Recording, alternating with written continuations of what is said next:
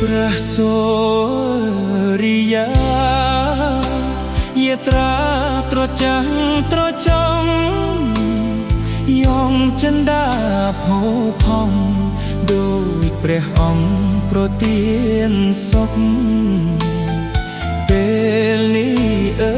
ស្នេហ៍ប្រែคล้ายជាទុក្ខមកក្រុមលីក្តីសុខទ្រូងអើយឈឺចាប់ខ្លោចផ្សា